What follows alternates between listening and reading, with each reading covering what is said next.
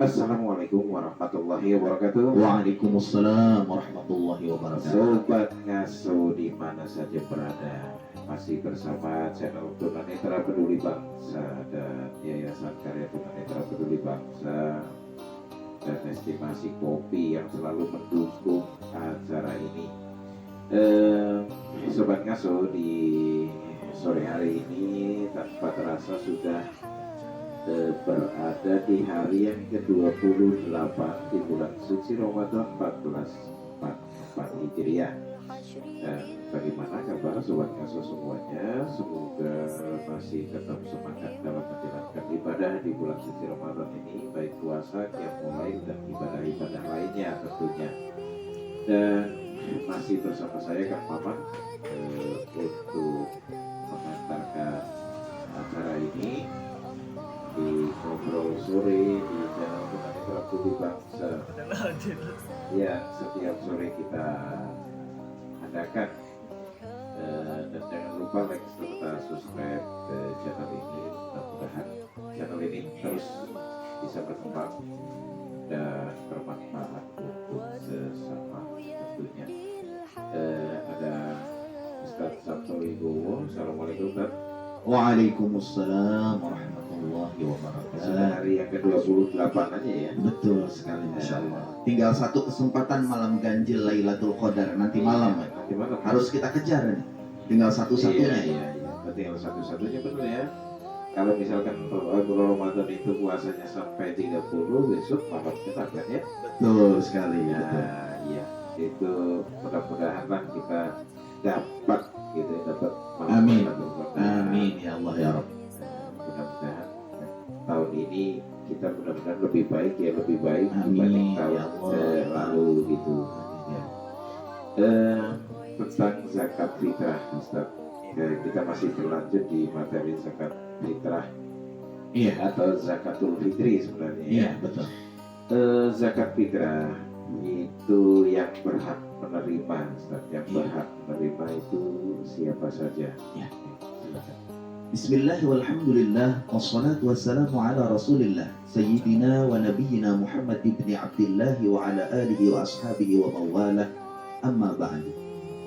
Berbicara tentang orang-orang yang berhak menerima zakat secara umum, baik itu zakatul fitri maupun zakat mal, Allah subhanahu wa ta'ala berfirman dalam surah At-Taubah ayat 60, A'udzu billahi minasyaitonir rajim. Innamas shadaqatu lil fuqara'i wal masakin wal 'amilina 'alayha wal mu'allafati qulubuhum wa fir riqab wal gharimina wa fi sabilillahi wa ibnis sabil fariidatan minallah wallahu 'alimun hakim. Yang artinya sesungguhnya zakat itu diberikan kepada fakir, miskin, amilin, mu'allaf, hamba sahaya, gharimin atau orang yang terlilit hutang, kemudian fisabilillah dan ibnu sabil.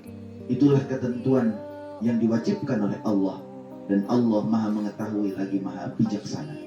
Nah sekarang saya ingin sedikit menjelaskan bahwa yang diterangkan dalam surah At-Taubah ayat 60 tadi itu disebut dengan asnafut tamaniyah. Artinya asnafut tamaniyah adalah 8 golongan yang berhak menerima zakat. Atau 8 asnaf gitu ya. Ya betul sekali, 8 golongan atau 8 asnaf. Secara umum zakatul fitri ataupun zakat mal. Pertama fuqara. Apa ini fuqara?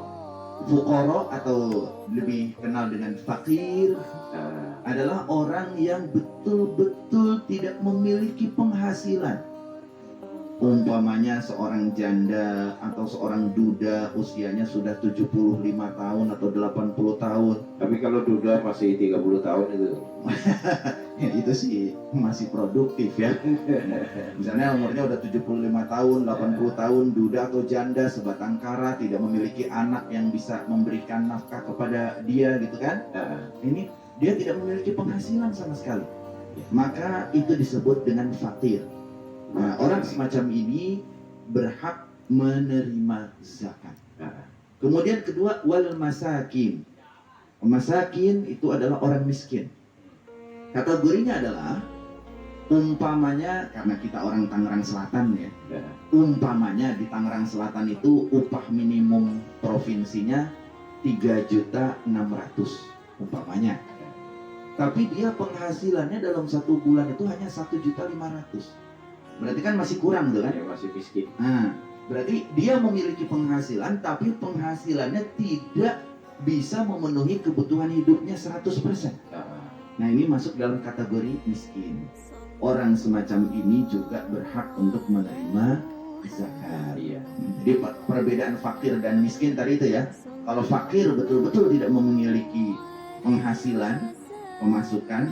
Kalau miskin masih memiliki penghasilan tetapi tidak bisa memenuhi kehidupan dia. Jadi masih butuh bantuan. Kemudian wal 'amilina 'alaiha, para panitia atau pengambil zakat. Nah, di sini para ulama sebetulnya berpendapat yang dimaksud dengan amilin atau panitia ini adalah orang yang mengabdikan dirinya memang betul-betul untuk mengambil zakat. Jadi kalau zaman Rasulullah itu ada yang ditugaskan, memang orang itu nggak ada pekerjaan lain, bukannya nggak ada pekerjaan lain karena males atau karena apa, tapi memang dia mengabdikan hidupnya itu pertama untuk menghitung harta benda setiap orang, kemudian dia mengklasifikasikan, kemudian dia membagi-bagikan. Jadi kalau bahasa sekarangnya mungkin karyawan Baznas, Bazda, atau mungkin lembaga-lembaga amil zakat yang dimiliki oleh perusahaan-perusahaan atau Baitul Mal semacam ini. Ini orang-orang yang betul-betul totalitas mengabdikan dirinya untuk zakat, infak, dan sedekah. Iya. Jadi bukan seperti amil-amil yang ada di masjid-masjid, musola-musola yang sifatnya dibentuk sewaktu-waktu hanya menjelang hari raya Idul Fitri. Ngurus zakat doang gitu. Amil semacam ini yang berhak untuk menerima zakat. Kemudian wal mu'allafati qulubuhum. Mu'allaf itu orang yang dibujuk hatinya untuk masuk Islam. Hatinya ya, bukan orangnya loh ya, jangan salah terima, nanti disangka kita bujuk orangnya. Iya. Jadi hatinya itu terbujuk ya, terbujuk oleh hidayah. Ya. Iya, betul sekali. Nah, di sini tentu seseorang ketika baru masuk Islam mungkin ada beberapa hal yang mungkin kesulitan-kesulitan yang dia rasakan gitu ya. Iya. Maka dia berhak untuk menerima zakat. Tapi ada batasannya. Enggak mentang-mentang mu'alaf udah 10 tahun masih ngaku-ngaku jadi mu'alaf aja ya, enggak. Batasannya itu ya setidak-tidaknya 3 tahun atau 4 tahun. Atau kalau memang dia mu'alaf tapi orang kaya, ya berarti dia tidak usah menerima zakat. Jadi mu'alaf di sini memang mu'alaf yang betul-betul betul-betul udah berada dalam kesulitan. Kalau dulu ada, saya lupa ya, sahabat Rasulullah itu Abu Sufyan atau siapa gitu, yang ketika mu'alaf diberikan 100 ekor unta atau 100 ekor kambing. Ini mohon maaf kalau saya lupa ya, nanti boleh dikoreksi. Yang memang dia ini pimpinan kabilah atau pimpinan suku, kepala suku. Iya. Jadi kalau orang semacam ini masuk Islam harus artinya bukan apa-apa. Ketika seorang kepala suku masuk Islam, maka kan bawahan-bawahannya orang-orang satu suku itu ikut memeluk agama Islam karena agama raja, nah itu adalah agama rakyat gitu kan. Iya. Nah di sini mu'alaf yang semacam ini nih yang betul-betul harus kita betul-betul dukung atau bantu. Kita perhatikan karena dia dapat membawa kemaslahatan, artinya mendakwahkan Islam untuk orang lain, sehingga satu kabilah atau satu sukunya itu bisa memeluk Islam seperti itu. Berbeda dengan kalau mu'alaf sekarang yang dia masuk Islam belum tentu anak istrinya juga ikut Islam. Tapi kita tahu bahwa setiap mu'alaf itu mesti ada kesulitan-kesulitan.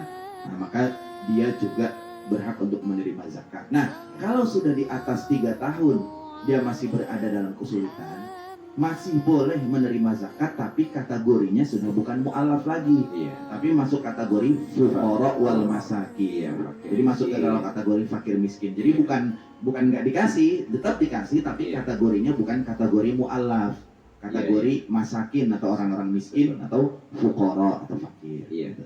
Kemudian tadi wal mu'allafati qulubuhum wa fir riqab. Apa itu riqab? Riqab itu adalah hamba sahaya atau budak. Zaman Jadi, sekarang udah sudah tidak ada budak. Iya. Nah, zaman dulu misalnya ada seorang tuan, dia memberikan syarat, kau akan aku merdekakan kalau engkau bisa menebus 100 juta rupiah, umpamanya ya. Iya, iya. Nah, seperti, nah maka si budak ini boleh meminta kepada amil-amil zakat untuk menebus dirinya, memerdekakan dirinya, untuk minta bantuan supaya dia menjadi orang yang merdeka. Di sini wafir riqab, hamba sahaya, yang tujuannya adalah untuk memerdekakan dirinya seperti itu, atau menunjang kehidupannya juga. Kemudian wal gharimin, orang-orang yang terlilit hutang. Ya. Tapi di sini para ulama menegaskan yang dimaksud terlilit hutang di sini bukan hutang pribadi, tapi adalah hutang untuk kemaslahatan umat. Oh gitu. Misalnya ada pembangunan masjid, pembangunan panti asuhan, pembangunan madrasah atau pembangunan pesantren.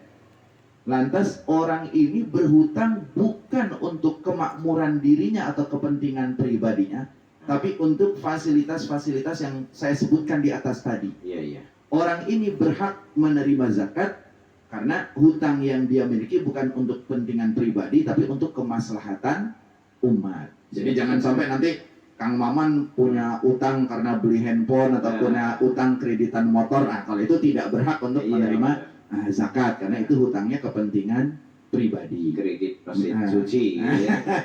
Gitu ya. Bisa dipahami ya. Tadi kemaslahatan umat, panti asuhan, masjid, madrasah, pondok pesantren, musola. Jadi punya hutangnya itu punya hutang karena kontrak untuk yayasan. Nah, itu dia. Boleh karena yayasannya kan juga untuk syiar Islam. Siap. Gitu, untuk kepentingan pendidikan Islam. Kemudian masih dalam surah At-Taubah, fi sabilillah. Kalau zaman dulu para ulama memahami atau menjelaskan, maksud saya mohon maaf, menjelaskan yang dimaksud dengan fi sabilillah ini adalah orang yang berjihad, berperang, mengangkat senjata, memerangi musuh-musuh Allah. Siap. Misalnya kalau sekarang itu ya Palestina dan Israel, misalnya itu ya. Iya. Nah, tapi makna ini bisa kita perluas bahwa orang-orang yang sedang menempuh pendidikan yang tujuannya nanti adalah untuk berdakwah di jalan Islam, atau para kiai, para ustadz, para ulama yang mungkin miskin-miskin padahal dia mendakwah, mengabdikan hidupnya untuk dakwah Islam, untuk perjuangan Islam, ini masuk dalam kategori fisabilillah. Ini pendapat ulama kontemporer. Walaupun zaman sekarang, misalkan kita hartanya pas-pasan banget gitu, tapi kita continue untuk dakwah atau membantu mengembangkan majelis talim itu termasuk fisabilillah ya. Iya. Siap. Atau misalnya orang-orang yang misalnya lagi kuliahnya memang untuk kepentingan mempelajari syariat Islam, yang di pesantren misalnya mendukung pendidikan yang tujuannya adalah untuk mempelajari syariat Islam supaya nanti di masa depannya bisa berdakwah, ini masuk dalam kategori fisabilillah. Nah, kemudian yang terakhir dalam surah At-Taubah ini jemaah, wabni sabil, ibnu sabil. Apa itu ibnu sabil? Orang yang kehabisan bekal dalam perjalanan. Iya. Nah, jadi misalnya pulang ke Wonosobo saya jalan kaki terus tean gitu habis. Di ini kehabisan bekal.